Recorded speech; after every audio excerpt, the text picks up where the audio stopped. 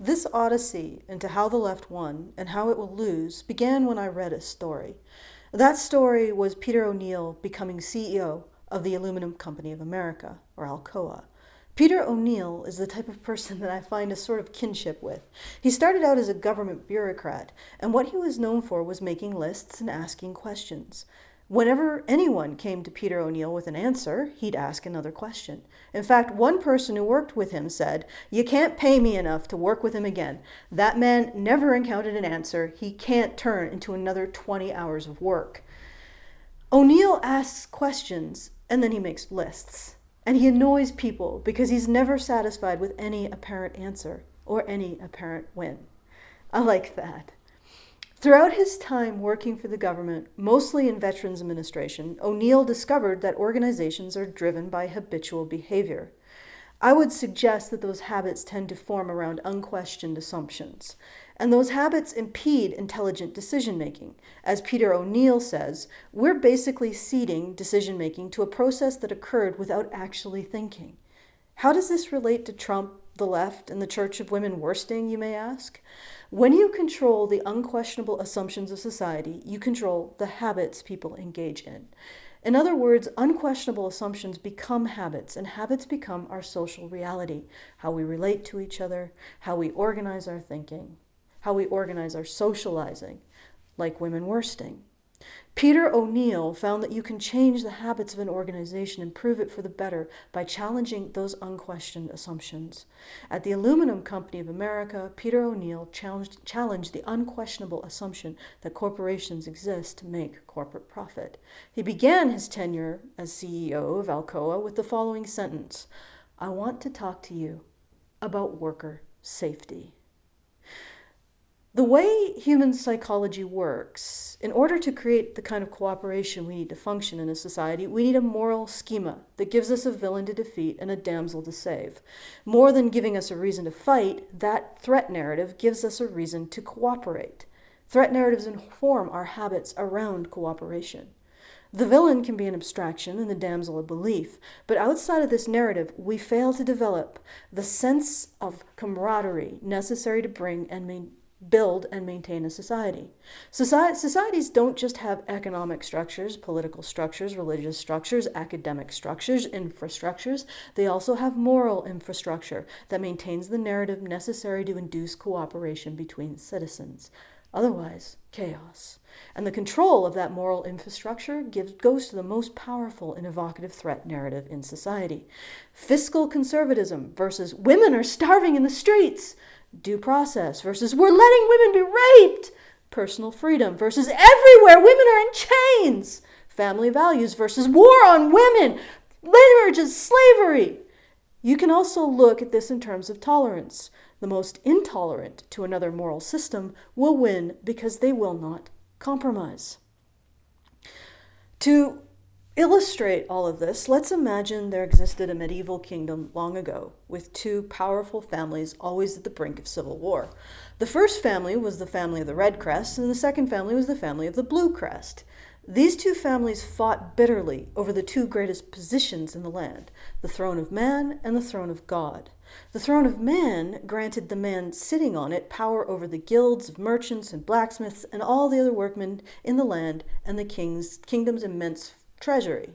The throne of God granted the man sitting on it absolute authority over the colleges of priests that studied the word of God and the preachers' pulpits that rang with the word of God throughout the kingdom.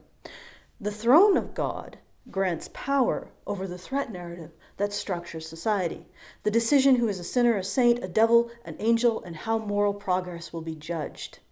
During one particularly pitched and brutal battle, the two families clashed over the throne of man. To win, the family of the Red Crest had to pull its soldiers away from protecting its holdings in the College of Priests. Thousands of their own unprotected brothers were slaughtered, routed out of the college, ending any possible legitimacy the Red Crest had over the College of Priests. With no opposition, a new pope from the family of the Blue Crest was chosen to occupy the throne of God. Yet at the end of the bloody battle, the family of the Red Crest was victorious over the throne of man. They celebrated long into the night. But as the dawn broke, and all gathered before the coronation in the Capitol Square, the new king, the heir to the family of the Red Crest, entered to receive his crown.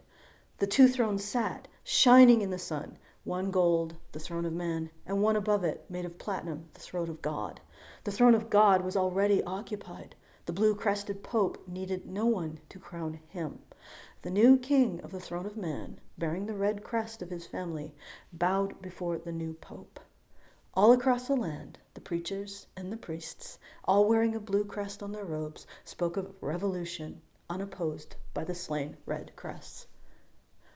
Trump's win marks the end of family values as part of the Republican platform.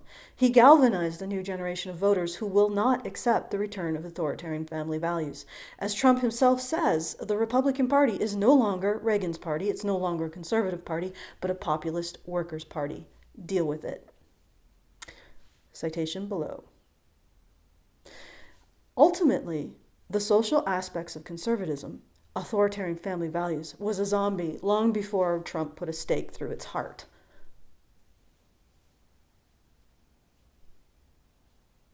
However, there remains a problem. As long as the regressive left has uncontested control over the moral narrative of society, they will control the direction of society. Their only opposition won't be moral opposition at all, but simply the need to service society's engine. Their only opposition will be a populist workers' party advocating for the repair of economic and physical infrastructure, but they won't have a moral opposition. We've lost the throne of God to win the throne of man, and the occupant of the throne of man bows to the throne of God. Incidentally, anyone who says we need to stop women from voting for the occupant of the throne of man as a solution has missed the point.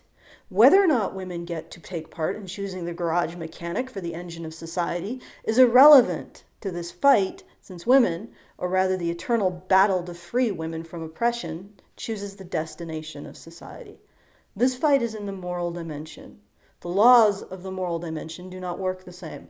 In fact, removing women's visible agency would sit them even more firmly at the throne of God, because it's a psychological law that we care more about the needs of those we regard as vulnerable and lacking agency. Cite below.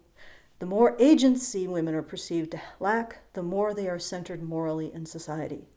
Making women appear more vulnerable will only make more men more willing to kill and die enslaved for them. If anything, women should be pushed into the limelight as moral agents and forced to take responsibility for their choices. So why did authoritarian family values die? 1. The success of the gay identity. Quite simply, gay men destroyed authoritarian family values as a moral structure for all of society. No longer could the authoritarian family values contingent justify brutalizing and imprisoning men for failing to live up to its ideals, at least not gay men. Gay men developed an identity, developed hard power, and became a protected class. The brutality perpetuated against gay men became recognized as injustices rather than necessary and justified in order to maintain society. Family values was delivered a mortal blow that it never recovered from. 2. The demonization of male sexuality. The regressive left exploited the family values' Achilles heel, the demonization of male sexuality. As long as the regressive left promotes the idea that marriage is slavery for women, that men are women's primary threat to their lives, that men rape and abuse women as a way of subjugating them, as long as the regressive left promotes a patriarchy theory, male privilege, and rape culture, as long as the regressive left demonizes men, who can advance the notion that women are better off married to a man seriously? Unless conservatives fight the demonization of men and men's sexuality, unless they reclaim men's sexual innocence, vulnerability, and their sexual value, and denounce their own demonization of men's sexuality, they can't win this war. And they can't do that because authoritarian family values is all about authoritarian control over men's sexuality.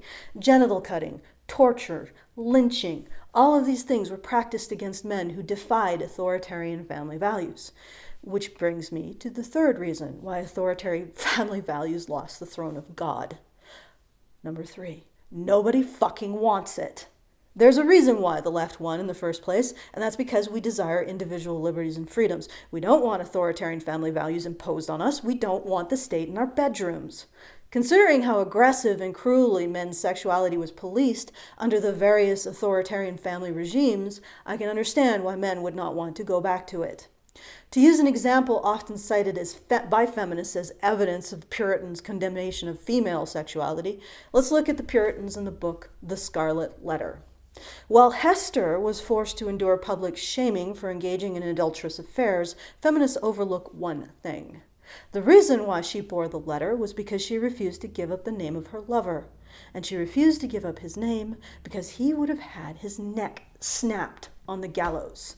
A red letter for her, the hangman's noose for him. That's family values for ya.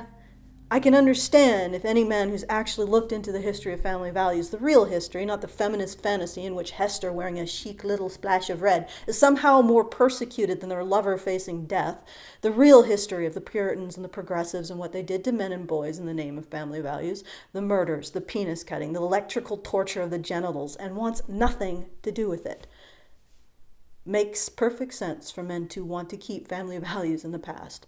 Further, it's easy to advocate for authoritarian family values when it isn't your genitals being tortured in the name of ending adultery, miscegenation, homosexuality, and masturbation, when you are never going to be hung for having consensual sex with the wrong partner, when you don't have to be careful who you lead on romantically, lest you be sued for breach of promise. It's easy to advocate authoritarian family values when you're not a man.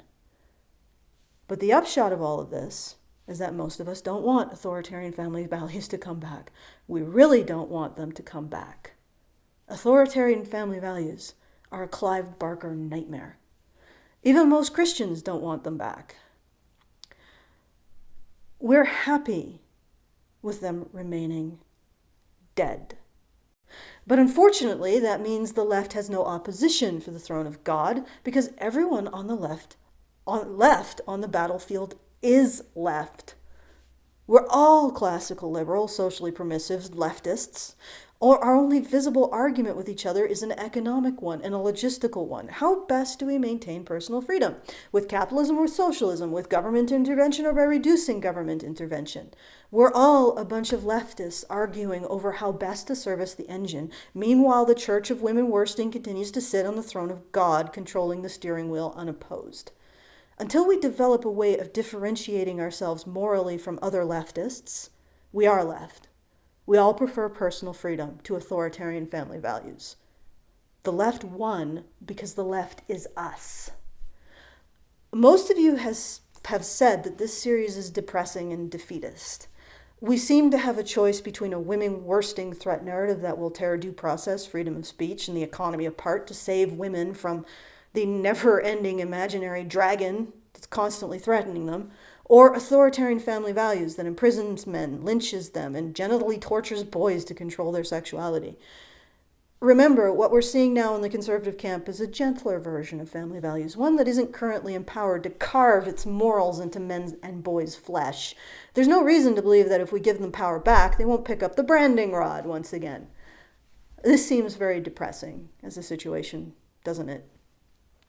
However, my master's is in environmental design. One of the things we learned in my program were approaches to solving wicked problems in complex systems. Once you've defined the problem, you're 95% of the way to a solution. Before I go into the last 5% of this process with you, let me lay out a case study of what's possible when you find a solution and push it all the way. After Peter O'Neill gave his first speech as CEO of the Aluminum Company of America, investors ran from the room. One even called his 20 biggest clients to tell them to drop Alcoa's stock before the crazy hippie they put in charge killed the company. Now, why such a strong reaction?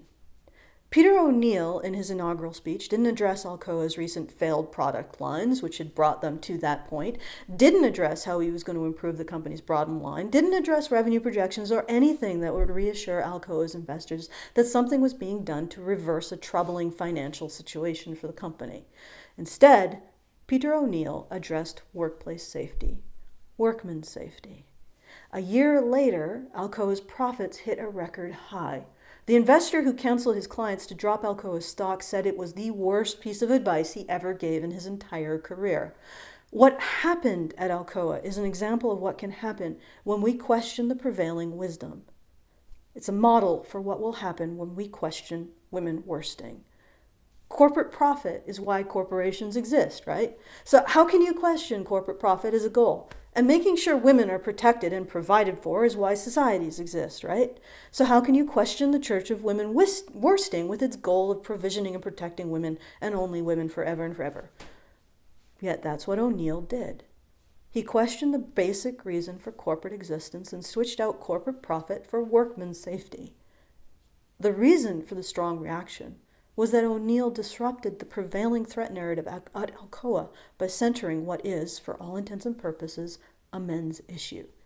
In the process, he got rid of the corporate tribalism that was growing in Alcoa like a cancer, individuals who used the bottom line as justification for changing nothing and maintaining their own local fiefdoms, paradoxically starving the company of profit. He addressed an inefficient manufacturing process that led not just to loss of profit, but loss of men's lives. When we throw men away at a problem, we're not just throwing men away, we're not addressing why the problem exists in the first place.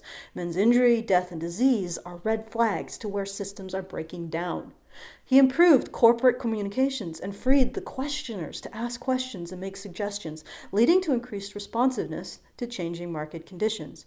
Finally, by making his workmen feel valued, he supercharged their loyalty and their passion for their work. It's this last one that's truly fascinating. Let's step back and look again at the founding of Rome. Roman men stole the Sabine women to take as wives. Later, the Sabine men came to Rome to reclaim their women. When the Roman men were about to defeat the Sabine men, the Sabine women rushed the battlefield to protect their fathers and brothers. The women said they should be killed instead, rather than men killing each other over the Sabine women's honor. But when those Roman and Sabine men could no longer use tribal honor, their women's sexual honor, as a vector to judge their strength, they found another vector. They invented the Roman identity, the first true national identity. When we value men's lives and recognize their vulnerability to use by a threat narrative, in the Roman case, that threat narrative was losing women's sexual honor. In O'Neill's case, it was losing corporate profit. Men don't stop being men. They don't sit around and start fighting over how to use that value and vulnerability to manipulate others into serving them.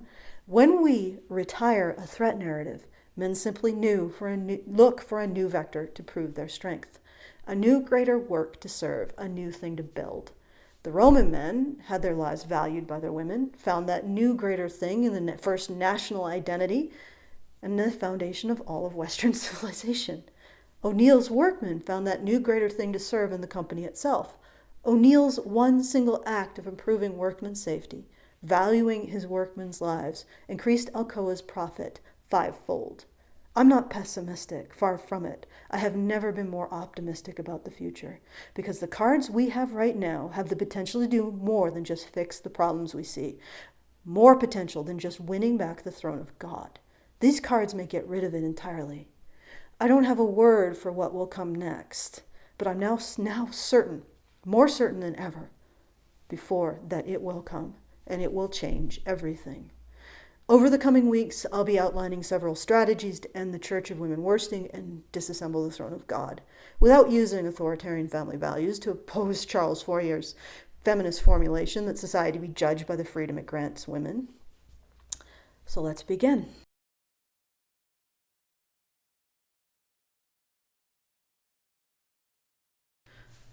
It's been quite a year. First off, I want to thank everyone who enabled me to get the Badger Cave to supercharge Honey Badger Radio's operations. Although we haven't had the time or the funds to create a sound studio, it has given me a proper space for inventory and actual time off, which in turn has given me more time to question and think. Consider this series, How the Left Will Lose, to be my thank you present to everyone who made the Badger Cave possible. You made this series possible. I would also like to thank specifically Mark S., who purchased our couch. He offers this dedication to the Honey Badgers for all the feminists you've sat on. Thank you, Mark. I've also received some new presents in mail, and I'd like to thank the people who sent it now. This is from Bunny Blackwell. It came with her homewarming gift, which was a wonderful box full of towels and a blanket and treats. Congrats again. Bunger forever. Bunny, hugs and kisses. Thank you, Bunny. I've already eaten your children. Anthony T has sent some more gifts. I haven't opened them yet. I wonder what it could be. But I'm going to open them on Christmas. Anthony writes, Merry Christmas to Allison, Karen, and Dr. Randomercam, and all the honey badgers in residence. May this gift give you some amusement.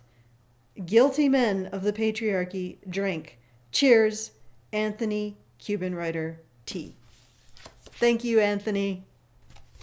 I've also received postcards from Florida Catfish, and I am going to read them now. Dear Allison, now that the Badger Cave is a success, Bradley and I are taking a break at the beach, sunning and funning in Florida. We are catching rays of sunshine and cordially invite the Badgers to join us. You are a special brand of awesome. Sending some sunshine your way, Censor Duck. To the undisputed anti-feminist heavyweight champion, Karen Strawn. From the bottom of my heart, thank you for all that you do, Bradley. Brian Martinez. You are in my thoughts and prayers always. Stay cool, Bradley. Dr. Randomercam. Let's go fishing, smiley face. Stay cool, Bradley. Bradley also included some, Christian thoughts and philosophy. And thank you for sharing your faith with us. And also thank you for the $5. Greatly appreciated. Thank you, Bradley. This is from Z. Z writes, It took me almost a whole month to actually write this letter. As you can see from the header, I started writing it on the 4th. It's now the 29th. A part of why it took me so long is the fact I do not know what to say. I decided that to clearly state my support should be enough, so here it is. I support you. I'm glad you exist, and I must say you're already having an effect, albeit visible only on the internet for now. Halfway around the world in Slovenia. As a student at the Faculty of Social Sciences, I too have only now seen the harmful American imports implemented in science. What is accepted in the West academia has quietly seeped into our social sciences. I should state that I hope you will someday visit my neck of the woods. It would be awesome to see Karen speak at my faculty, and the two camps of professors react. I bet that would be quite a sight as well. Z adds, I don't have much money, but I have decided to send you the largest nomination bill I own, which was for a long time the largest nomination ever printed. Let's see what's in here.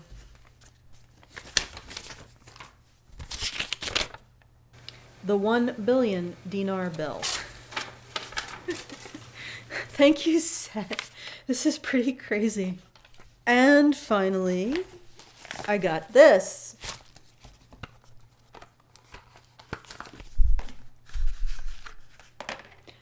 It's an ornament for the Badger Cave Christmas tree. I don't know who it's from. Okay, I'm going to put this ornament. If you want your own ornament to be put on the Badger tree, or if you want a letter read during our Christmas show, please send your letters and parcels to 113 First Ave, West, Kelvington, Saskatchewan, Canada, SOA1WO. Make a note that you want them opened on air for Christmas. I'll also be thanking our top donors for the year and giving out the mystery and grab bags. And if you want to be counted as one of our generous supporters, you can go here to help us out one time and here to help us out monthly. In addition, we're in the process of updating our Cafe Press, so if you would like to purchase a Badger-themed gift, you can go here. Sometimes when I think about everything that needs to be fixed, it gets daunting. But when that happens, you need to sit back and look at things from a practical, grounded perspective. For the first time in my life, I found a group of people who don't just mind me asking uncomfortable questions, they pay me to do it. And strangely enough, some of you do mind the questions I ask and pay me to ask them for exactly that reason, which has been astounding to me. This is a problem. This problem that we're talking about, it's a world big. When I first looked into it, I realized it's entirely possible I won't see the solution. see the solution come about. It's entirely possible that the solution will take centuries. It took centuries for Western civilization to end slavery. Outside of the West, it still hasn't ended. So what I can do to make something that will, what I can do is to make something that will last the centuries. The centuries it'll take to see the end of the problem and the beginning of the solution. So what can I do to create something that will last the centuries it might take to see the end to this problem and the beginning of the solution? A business. Even if it's small, a business can endure. It can serve a small market and hold the seed of hope for centuries. Most businesses that last centuries are modest affairs, and they do last centuries. The oldest company on this planet, a Japanese construction firm, is older than Islam. A business can outlast regimes, nations, religions. It can be there when the solution to this issue finally sets the human heart on fire. In that sense, if Honey Badger Radio is there, I will be there, and you will be there. And never forget that you've given me a shot at creating something that can make change. You've given a crippled kid who was considered an annoyingly stupid girl who asked way too many questions a second chance at making a business. You, who are supposed to be the most vile misogynist on the planet, did that for me. Look at this. You helped me buy an office building. If anything disproves patriarchy theory, it's Honey Badger Radio. You are the monsters under the feminist bed, and you are some of the kindest, most generous men and women on the planet. Compassion really means something to you. It must if you apply it to all people, including men. It must if you gave me that second chance. And in return, I will do my best to create something that will serve and endure for you. A business that will stand for the human dignity of men, for their right to a defense, and for the right of women to be recognized as individuals and not measuring sticks. For as long as it takes, I will build this. And I will build something that will endure. Thank you.